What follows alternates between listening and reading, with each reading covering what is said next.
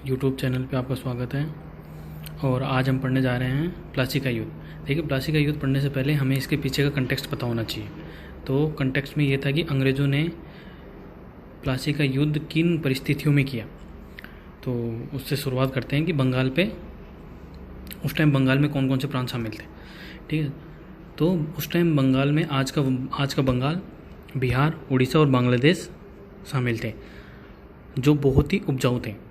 ठीक है, तो उपजाऊ होने के साथ साथ ये क्या था कि यहाँ पे बंदरगाही सुविधा भी थी, क्योंकि ये इधर से पश्चिमी बंगाल की तरफ से समुद्र लगता था, बंगाल की खाड़ी की तरफ से, इसलिए तो वहाँ से इंग्लैंड निर्यात करना बहुत ही आसान था।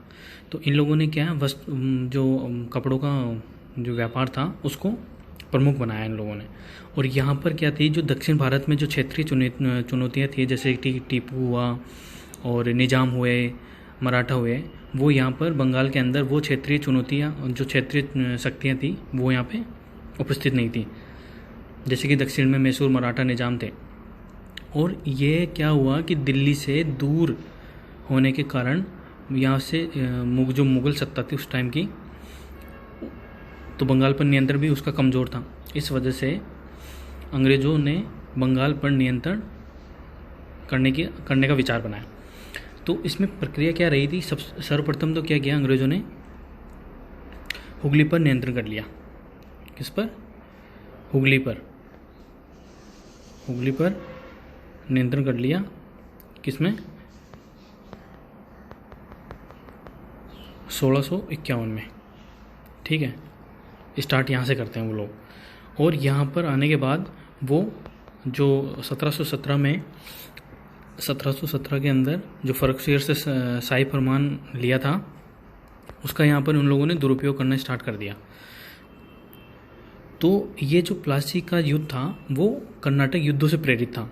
अब कर्नाटक युद्ध किस किस के मध्य हुए थे? ये हुए थे अंग्रेज़ों और फ्रांसीसियों के मध्य, जिसमें अंग्रेज़ों की विजय हुई थी। अतः अपना राजनीतिक लाभ लेने के लिए इन लोगों ने बंगाल पर अपना नियंत्रण करना शुरू कर दिया। तो ये युद्ध होता है 23 जून 1757 को। ये इसके पीछे का कंटेक्स्ट था। अब अपन पढ़ते हैं कि इसकी परिस्थितियाँ क्या थी और इस युद्ध के अंदर क्या क्या कारण रहे और प्रक्रिया क्या रही नियंत्रण की। ठीक है, तो सर्वप्रथम जो अंग्रेज़ों का नेतृत्व करता था वो था क्लाइव। तो क्लाइव ने क्या किया, षड्यंत्र किया। षड्यंत्र में क्या किया क्लाइव ने कि जो सिराजुद्दौला था, यहाँ का नवाब सिराजुद्दौला, ठीक है, सिराज कहते हैं इसको, ठीक है, शॉर्ट के अंदर। ठीक है, तो इसके जो अधिकारी थे, जिनमें अमीन चंद था, जगत सेठ थे, ये सब, तो उन अधिकारियों को अपने पक्ष में कर लिया, धन का लालच देकर या किसी को उच्च पद का लालच देकर उनको अपने पक्ष में कर लिया। ठीक है, और मीर जाफ़र जो सिराजुद्दौला का सेनापति था, उसको नवाब बनाने का लालच देकर उसको अपने पक्ष में कर लिया। ठीक है, और उन लोगों ने सोचा कि यहाँ पर मीर जाफ़र जैसे कठपुतली नवाब बनाकर लूट का जो प्रोसेस होता है वो चालू कर देंगे। लेकिन इस षड्यंत्र के अंदर जो सिराजुद्दौला के जो विश्वास पात्र थे, मीर मदन और मोहनलाल। ठीक है, प्रीलिम्स में पूछ लेते हैं कि प्लासी के युद्ध में सिराजुद्दौला के जो दो सेनापति थे, विश्वास पात्र व्यक्ति थे, उनके नाम क्या क्या है? तो उनके नाम थे मीर मदन और मोहनलाल। ये दोनों शहीद हो गए थे। अब इसके बाद क्या होता है? ठीक है, मीर जाफ़र बनी क्या? मीर जाफ़र 1757 से 1760 तक नवाब रहा, और इसको नवाब बनाने के उपलक्ष्य में अंग्रेज़ों को इससे 24 परगना की जमींदारी प्राप्त हुई। ठीक है, 24 परगना बंगाल में एक नगर था। ठीक है, ये कोई संख्या नहीं है, ये 24 परगना नाम से एक नगर था। ठीक है, और उपहार स्वरूप धन भी दिया गया। ठीक है, अब यहाँ पर क्या है, डच भी थे। तो इन लोगों ने, अंग्रेज़ों ने डचों के साथ बेदारा का युद्ध किया और उनको पराजित करके वहाँ से निर्वासित कर दिया बंगाल से। अतः डचों की जो वहाँ पे जो उनके विरोध में जो डच का व्यापार कर रहे थे कपड़ों का, उनकी जो शक्ति थी उनको समाप्त कर दिया। फिर मीर जाफ़र का एक सेनापति था मीर कासिम। अब जब मीर जाफ़र से कंपनी की जो ब्रिटिश कंपनी थी उसकी आवश्यकताओं की पूर्ति नहीं हो रही थी, इसलिए 1760 के अंदर जो मीर जाफ़र का सेनापति था मीर कासिम, उसको नवाब बना दिया गया। अब वो नवाब रहता है 1760 से 1763 तक। जब इसको नवाब बना गया तो इससे भी जैसे ही मीर जाफ़र से 24 परगना की जमींदारी और उपहार स्वरूप धन लिया गया था, वैसे ही इसके साथ इससे क्या क्या लिया जाता है, वर्धमान, मिदनापुर और चटकाव की जमींदारी और धन संपत्ति ली जाती है। अब एक अंग्रेज अधिकारी था वेंचिटाट, ठीक है। अब वेंचिटाट था तो उसने क्या है, मीर जाफ़र से मीर कासिम को नवाब बनाने की जो प्रोसेस था उसको क्रांति की संज्ञा दे दी। अब क्रांति की संज्ञा दे दी, लेकिन इसको क्रांति कह नहीं सकते क्योंकि क्रांति के अंदर तो जनता की भागीदारी होती है, क्योंकि अगर सत्ता परिवर्तन होती है तो उसमें जनता की भागीदारी होती है, लेकिन यहाँ पर जनता को तो कुछ पता ही नहीं था। तो अब जब जनता को कुछ पता ही नहीं था तो इसको क्रांति कहना तार्किक नहीं है। अब इस मीर कासिम ने क्या किया,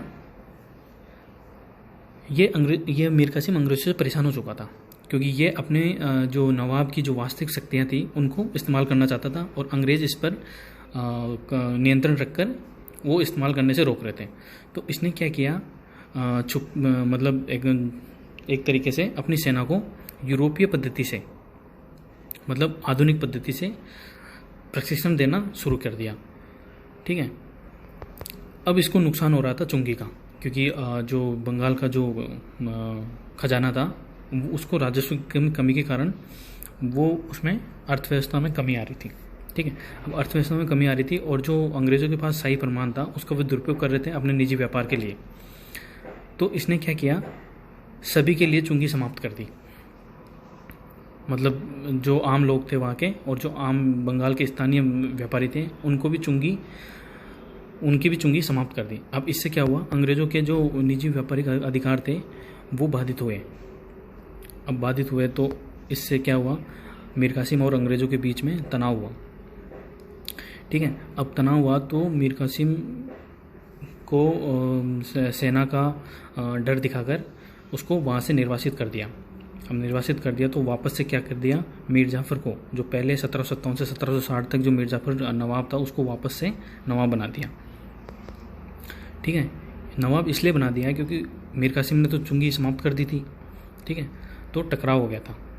तो अब मीर कासिम वहाँ से निकलकर अवध की शरण में चला गया। किसके शरण में, अवध की शरण में। अब अवध की शरण में चला गया। जो अवध का नवाब कौन था, शुजा-उद-दौला।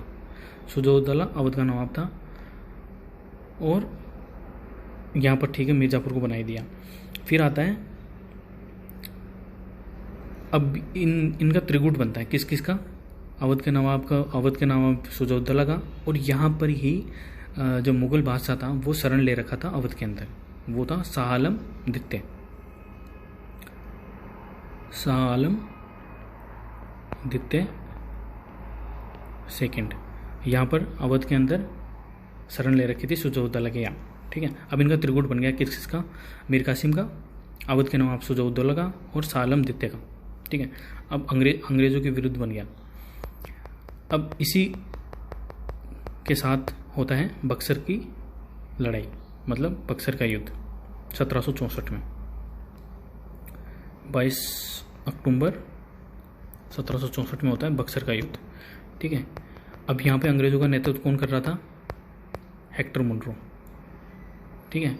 और यहाँ पे जो त्रिगुट बना वो कौन कौन था, अवध का नवाब शुजा-उद-दौला, मुग़ल बादशाह शाह आलम द्वितीय और बंगाल से निर्वासित किया हुआ मीर कासिम, ठीक है। अब यहाँ पर बक्सर के युद्ध में भी क्या होता है, अंग्रेज जीत जाते हैं, अंग्रेज विजयी हो जाते हैं, ठीक है। अब जीतने के बाद क्या करते हैं, ये करते हैं इलाहाबाद की संधि, किसके साथ, अवध के नवाब शुजा-उद-दौला के साथ और मुग़ल सम्राट शाह आलम द्वितीय के साथ। और जो नजम-उद-दौला था वो बंगाल का जो था मीर जाफ़र का पुत्र था, ठीक है, नजम-उद-दौला, जो बंगाल का नवाब बनाया गया, ठीक है। अब इसके साथ इलाहाबाद की संधि की गई क्लाइव के नेतृत्व में, क्योंकि क्लाइव संधि करने में बहुत मतलब अच्छा था, तो उसको कहाँ से बुलाया गया, उसको लंदन से बुलाया गया था। ठीक है, अब देखिए इलाहाबाद संधि होती है अगस्त 1765 में। ठीक है, तो इसके प्रावधान क्या क्या थे। एक तो प्रावधान ये था कि मुग़ल जो साम्राज्य था, जो मुग़ल सम्राट था, उससे बंगाल, बिहार और उड़ीसा की दीवानी का अधिकार ले लिया किसने, अंग्रेज़ों ने। ठीक है, और कंपनी मुग़ल सम्राट को 26 लाख वार्षिक पेंशन देगी, ये निश्चित कर दिया। और जो ये 26 लाख वार्षिक पेंशन है वो किसके ऊपर आरोपित किया, बंगाल के नवाब नजमुद्दौला पर आरोपित किया कि बंगाल का नवाब नजमुद्दौला मुग़ल सम्राट शाह आलम द्वितीय को 26 लाख वार्षिक पेंशन देगा। ठीक है, इसके अलावा जो अवध का नवाब था उससे इलाहाबाद और कड़ा का क्षेत्र लेकर किसको दे दिया, मुग़ल सम्राट को दे दिया। ठीक है, इसके बाद अवध के ऊपर युद्ध क्षतिपूर्ति की राशि आरोपित की गई, कितनी, 50 लाख रुपए। ठीक है, और कभी कोई अगर बाहरी सेना उसके ऊपर आक्रमण करती है तो अंग्रेज उसको सहायता देंगे। ठीक है, तो यहाँ पर प्लासी के युद्ध से चलते हुए जो बक्सर का युद्ध होता है उसके अंदर जो प्लासी एक मतलब विश्वासघात माना जाता है, युद्ध सिराजुद्दौला के साथ एक विश्वासघात था, लेकिन बक्सर का युद्ध था वो था निर्णायक, क्योंकि उसके अंदर अवध का नवाब सिराजुद्दौला जो बहुत ही शक्तिशाली था, और यहाँ तक कि जो पूरे भारत का जो मुग़ल सम्राट था शाह आलम द्वितीय, उसकी भी बहुत बड़ी सेना थी। इन तीनों को पराजित करके अंग्रेजी कंपनी या ब्रिटिश कंपनी अपने आप को वैद्य शासक रूप में घोषित कर दिया। ठीक है, तो ये था प्लासी का युद्ध, और इसी के साथ अपन ने बक्सर का युद्ध भी कर लिया, और इलाहाबाद की संधि के क्या क्या प्रावधान थे वो भी अपन ने देख लिए। अब आगे इसके बाद अगर आपको अच्छा लगे तो इसमें अंदर कमेंट करिए और बताइए कि आगे आप क्या पढ़ना चाहते हैं।